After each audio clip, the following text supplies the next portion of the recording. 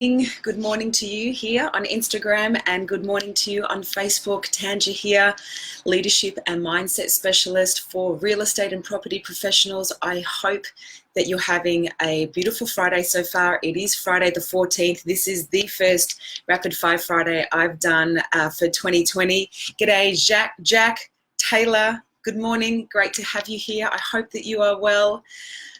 Hey, how's 2020 going for you? It's been an interesting start for me. What was meant to be a 15-day tropical adventure with my eldest daughter, Kaya, ended up in a month in Thailand as she got very, very, very sick and was hospitalized. Emily, great to have you here.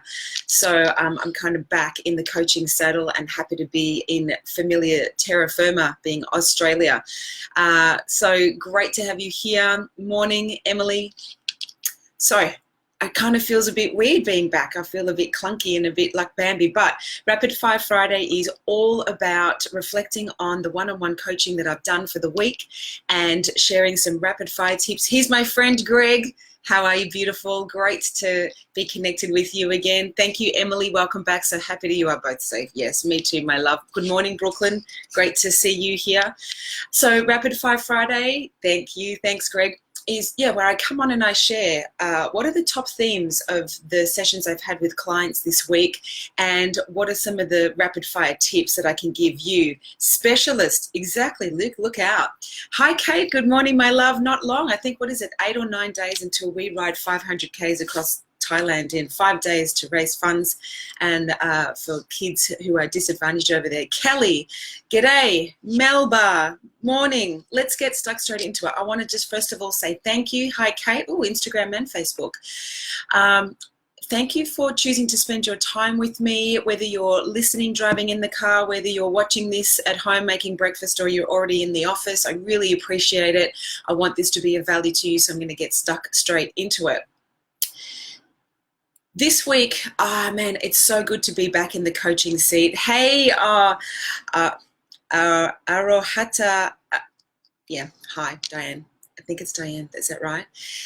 Great to have you here, of course. This is where I get to just be in people's lives in a one-on-one situation and dive deep into their personal and professional lives and just add as much value as I can. I am an NLP master practitioner and trainer.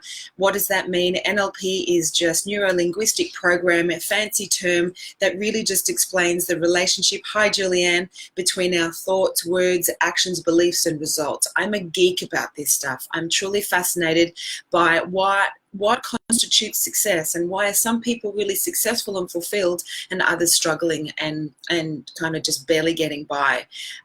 Great to see you too. Hey Kay, great to have you here. So one of the biggest themes, I'm terrible with names. Oh yeah, hi Luke. No, you're fine. Arohata Angahata. Can you please spell it? Because I know that's your original birth name and you've got another name, and I want to call you by your birth name. Hi, Julian. Okay, the first tip is how you see yourself is everything. I want to unpack an example, confidential for my client, of course. One client that I coached this week, they are a very experienced property manager. I don't typically coach property managers. I have one actually, and then I have people that run property management businesses, but she's engaged me to help her grow her leadership skills. So she manages 280 properties, 8 people. She's also the trainer in the business and is meant to support the leader in the business 3 hours a week. Now, when she got on the call, she was in a massive funk, and her opinion of herself was she's bad. She's a bad property manager. She's a crap leader. She's not a really good employee. Aroha, it means love in Maori. Aroha, am I saying it right? Oh, thanks, Emily. And her definition of herself was really, really disempowered. And that's the thing. Morning, Antoinette, we can either have a positive or negative definition of ourselves. So I'm like, okay, so why do you have that opinion of yourself? So I got the whiteboard out, I put her name in the middle, and she just said, I'm just not really doing a great job across all the areas of my work. And so I unpacked the reality. I said, okay, well, let's look at this. How many properties do you manage? Yep, 280. How many staff do you lead? 8. How many people are you training? 1 at the moment who's who's not really performing very well? How many hours are you meant to support your leader? 3 hours a week. Okay. What's happening in property management? I've personally, she said, lost 3 properties in the last 3 months, 1 property a month. I'm like, okay. The issue is she's doing too much. But until she could see it unpacked, like 280 properties on your own and then leading a team of 8, like it's just unachievable. But because she hadn't unpacked it on the whiteboard and had a disassociated relationship with reality, she was just cracking the whip and blaming herself. Does that make sense? Have you done that yourself? Just like being hard on yourself that you're not showing up, you're not doing a good job. Hey, Sean. Great to have you here. It means love of the people. Araho, love of the people. I love that. Diffits. Hi, Diffits. Great to have you here. Where are you from, Diffits? Damien Nicholas. Oh, hi, beautiful. Thanks for jumping in. So when I unpacked her reality, she got to see, oh, wow, actually, I'm holding a really big space. And I said to her, is that really possible for one person to effectively do that without things falling through the cracks? She said, actually, no. Then what was really interesting, I asked her, what are the impacts of this? And there were definite physical, mental, emotional, spiritual impacts for her. But I said, what are the financial impacts to the business? When we unpacked how the current strategies for her role and all the accountability that she has, which is a strategy in the business, it's currently ineffective and not working.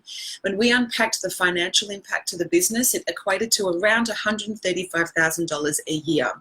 It would cost around $62,000 to get another property manager. So what I invited her to do was really unpack this with her 2 leaders, share a value proposition. The other thing we realized was her salary and the revenue to the business that she's accountable for, her unique value proposition was 6 times. Good morning, Jared. Great to see you're hosting your own event, my friend. Real Minds, I think it is. I can't remember. Let us know. When I unpacked her value proposition to the business, she's bringing 6 times the value that she's being paid, yet she's spread too thin across too many roles, and that poor strategy is costing the business $135,000 a year. Hello, the Holistic Home. What are you hearing here? Now, because her focus was on cracking the whip and not actually unpacking it and having a really straight conversation with the business owners to say, listen, I'm leading 280 properties. I'm managing 280 properties. I'm leading a team of 8. I'm training the new staff, and I'm meant to support the leader in the business. And that's just not working. Rather than just making herself bad and wrong and wanting to quit because she's ineffective, calm star, g'day. I invited her to share the value that she brings to the business and share the impact to the business because it's ineffective. She did it within 2 days and has effectively got a property manager coming into the business. Even though initially the director said, no, we're not in a position, we can't afford it. She then had the confidence and the value proposition to say, we can't not afford it. A. B, the other thing she got really clear on was she put the whip down and she started waving her wand, honoring her value, and she had made the choice with her husband that she was no longer going to put herself in that situation, and that if they weren't going to support her with a property manager, her mental and health and her physical health was too important, and she may go somewhere else. And that was not on her radar. Before, she was just too busy beating up on herself. Does this make sense? Hey, Jacinda. Rare Minds, thank you. Rare Minds. Check out Jared Carmen, a top-performing agent here down at the Mornington Peninsula, who has a degree in psychology, if I'm right. Amazing leader, amazing guy. He's got a great event coming up called Rare Minds. So please check out that Facebook page. So she's gone from beating herself up and telling herself she sucks at property management, leadership, and training, to being the kind of person who can produce a result to get another employee brought into the business so she can be effective and add value. The lesson here is sometimes it's that the business structure or your role is ineffective and it's not you at all.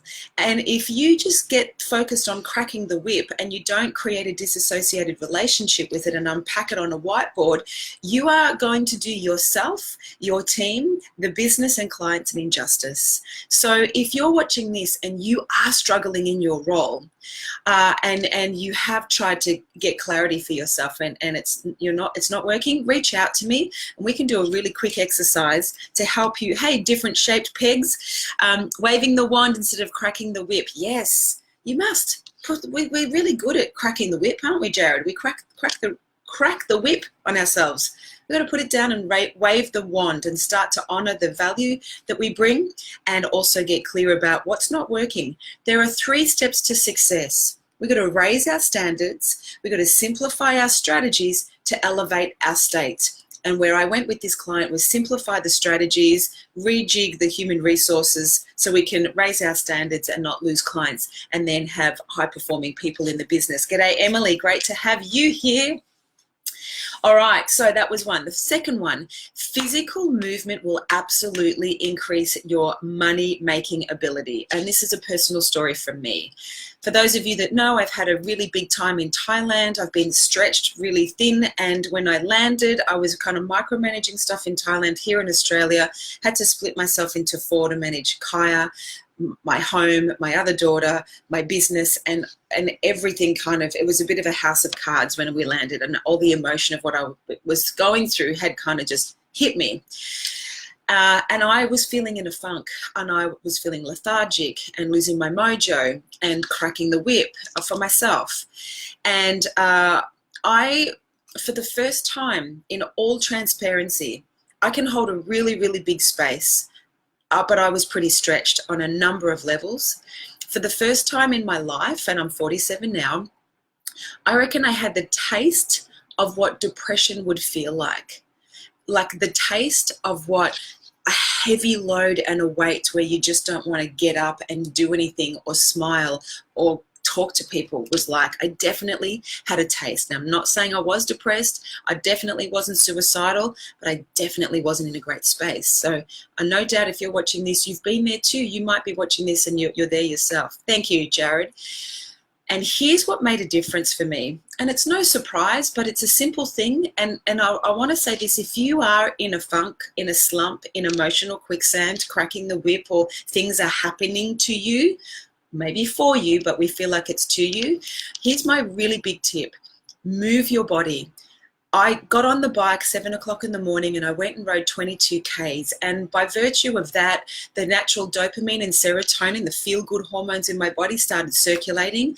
I was out in, the world and seeing the mist as the sun was up and rising for a new day. The sheep were there, the cows were there, and I was connecting to nature. Yes, totally. Thank you. Totally normal. Thank you, Emily. Yes, I'd like to be honest and keep it real. And I felt alive. I hadn't felt alive for a week, right? Normal, but unfamiliar to me, to be honest. And I noticed for the first day in the whole week that energy maintained throughout the week. And I was like, the source of this is moving your body. So if you are struggling mentally or emotionally, if life feels really heavy, and the last thing you want to do is get your butt off the couch, get your butt off the couch. Go to the gym, go to yoga, put on some headphones, dance to Daggy music or great music. Heart Barracuda is a wonderful one. Tony Robbins said that that's the song that got him out of his depressed state. He just put the song on and ran until he coughed up blood. I'm not going to be that dramatic, Tony. Thank you, buddy. Hey, Christo Health, I hope I'm saying that right. Move out the emotion. Yes, exactly, different shaped pegs. Emotion is energy in motion. And if we don't move the emotion through physical movement, it's like sinking in emotional quicksand of suffering. Does that make sense? So move your body. How true is that to move? Yes, even Jared's saying, yes, move your body. So physical movement will impact your energy, but also impacts your money-making ability because your attitude determines your altitude. And when you're vibrating at higher levels, your frequency connects with more people, and then you attract more business or you attract more connections. Kay is saying, movement helps me get out of my funk for sure. It's so hard to get yourself to do it sometimes. Amen. Yes. Music is also a phenomenal catalyst for movement. So if you are cracking the whip in emotional quicksand, in a funk, and you don't want to get off the couch or out of the bed or out of the chip packet, put on some tunes and move your body. I cannot encourage you to do this enough. Please go and do this. Okay. Oof. I am spending a lot of time with clients now focusing on this theme of better before bigger. The only way to truly release trauma is with tears or sweat. Oh, I love that. Yes, there were both. Tears and sweat. Beautifully. Well said. Aroha. Beautiful. Love of the people is speaking to us. I'm spending a lot of time with my clients looking at how to get better before bigger. Too many people focus on revenue growth and growing sales, and most business managers and leaders that I'm working with aren't even looking at their profit. There is an amazing book by Mike Markowalik. I don't know if I'm pronouncing his surname right, called Profit First. If you run your own business, if you're a real estate leader or you're an entrepreneur, please buy the book Profit First and apply what Mike teaches. Typically, as you and I know, when you run a business, you've got your revenue coming in, you've got your expenses going out, then you got to pay tax, and whatever's left is your profit. And so what we do is we just spend the money that we think we need to spend to run the business to keep making revenue. But if you don't manage your profit, you might just be creating a very expensive job for yourself and not having any benefits of being self-employed. Being self-employed is a big deal with a lot of moving parts, and it takes up a lot of time and energy. The average Aussie earns $79,000 a year. The average couple earns $101,000 a year. If you're self-employed and you're not making a minimum of that, and you're working really hard and sacrificing time with family and friends, I invite you to go and get Profit First and apply the methodology in the book. Makes sense as to why I like to listen to music and work outside. Yeah, Emily, absolutely. Hey, Kate and Abby, thanks for tuning in. Welcome to Rapid Fire Friday. So Mike Markowalik, Profit First, please get that book. And the clients that I'm coaching, their whole mindset has changed in their business. They're becoming a little bit more frugal. And what the book encourages us to do is, when we're running our business, set up 5 different accounts. He explains the accounts in the book.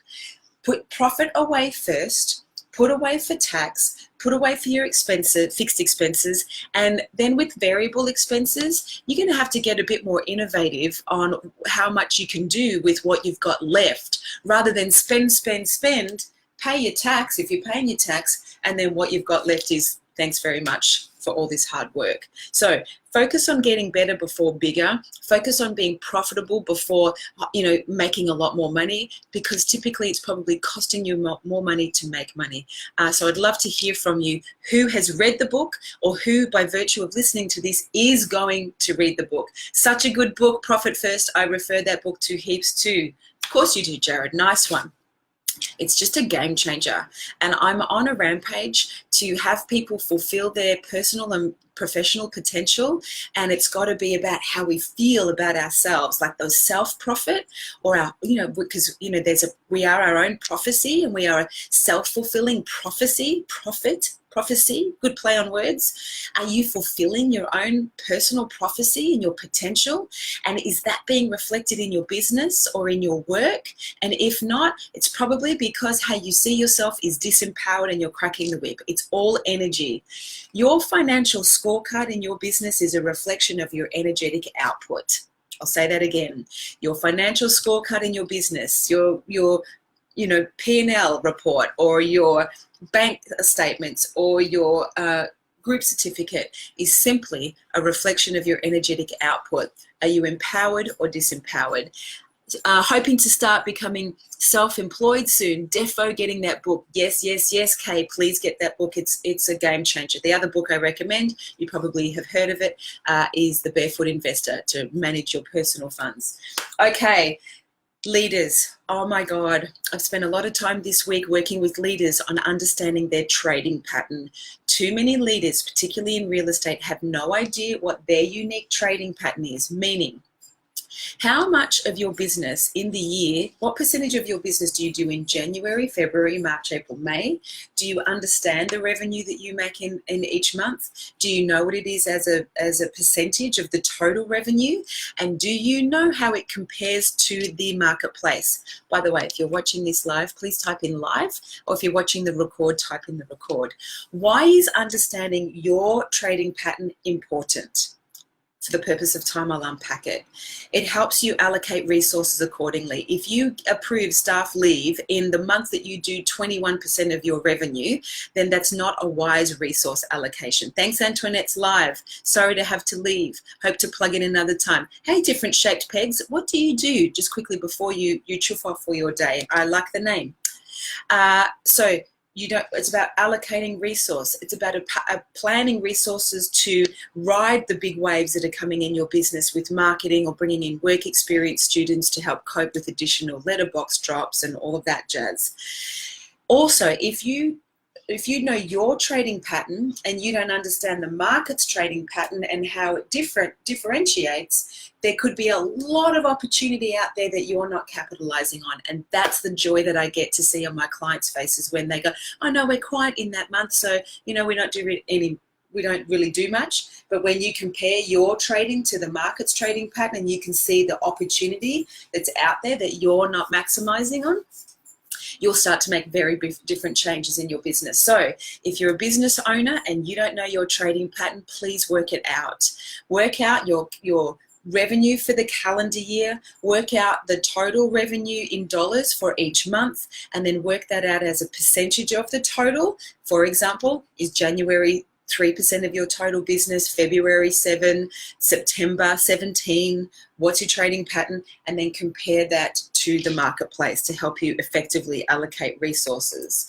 And finally, before I wrap up, I want to share a really simple process that helped me also whilst I was in Thailand. And this is micro success will equal macro momentum over time. I'll give you an example. I'm riding 500Ks across Thailand. Hey, Callan, Todd, and Todd's giving me a thumbs up. So I'm riding 500Ks across Thailand over 5 days in about 9 days' time with about 70 to 80 other real estate professionals. This is all to raise funds and awareness for orphaned kids over there, thanks to the great work of Hands Across the Water. And because Kai was so sick, I was going to the gym and training on the exercise bike. Now, I would do 30Ks and then push myself to go, let's go to 40Ks. And this one particular day, I wanted to go to 50 days. So I was riding 2.5 hours nonstop on the bike at around 24Ks an hour with no air conditioning to acclimatize to being able to train ride in Thailand. G'day, Lloyd. Good morning, champ. How are you, Mr. Motivation in the cold showers and swimming in the beach? Mamas Who Magic. Oh, I love that. Mamas Who Magic. Anyway, at 40Ks, I'm feeling the burn, right? I've been riding for 2 hours straight at a pretty good pace and my quads are burning. And have you ever done this? Have you ever been working in your business and kind of looking at the results and they're not really moving? Or have you ever gone to the gym and you're doing weights and you're looking for your biceps or your six-pack prematurely? I think we've all done this to some degree, right? So I'm feeling the burn and I'm on the bike. I'm sweating like a crazy woman. And I just kept looking at the speedometer and then kind of feeling deflated. And so what I decided to do was shut my eyes, crank the tunes, which were already playing, but I turned them up and I said to myself, Tanja, I want to set a little goal. Keep your eyes closed and ride for the next 2 songs and do not look at the screen to see how long you've got to go. And I shut my eyes and I just rode. I have to tell you, I definitely was tempted to open my eyes and look just to see. And I had to keep training my brain to go, no, just keep your eyes closed for 2 songs and just ride and just blinker your attention down to that. And then I opened my eyes after the 2 songs, and here was my experience. Number 1, the power of being your word, the power of creating a micro discipline and not breaking and fulfilling on it, right? A. B, then looking at the results and getting the pleasant surprise of going further than I would have been if I was checking it every nanosecond. Does that make sense? And have you ever done this in another area of your life? So what was the lesson for me? Hi, Paul. Great to have you here. The lesson was when you're going for a goal, especially a big one, or if you're doing 2 hours of prospecting, unless your mind is disciplined to master the micro, you won't ever achieve the macro. So if you're what's it called?